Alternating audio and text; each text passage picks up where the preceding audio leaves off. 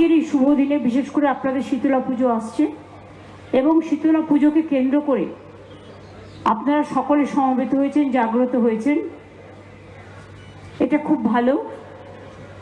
এই রাস্তার মধ্যেই সাম্প্রদায়িক সম্প্রীতির গুরুদ্বারাও পাবেন, মসজিদও পাবেন, পুজোও পাবেন, মন্দিরও পাবেন, সব কিছু পাবেন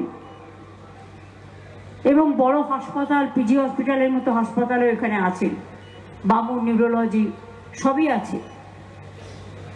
সুতরাং আজকের এই শুভ সন্ধ্যায় আপনাদের সকলকে আগাম মা শীতলা পুজোর অভিনন্দন জানাচ্ছি।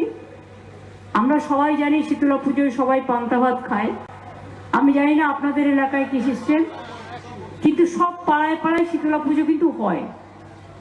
শীতলা পুজো এমন কোনো বুথ নেই যেখানে হয় না, প্রত্যেকটা পাড়ায় পাড়ায়। কারণ আমি যে পাড়াটায় থাকি সেখানেও ছোটোবেলা থেকে শীতলা পুজো হয়, আমি জানি।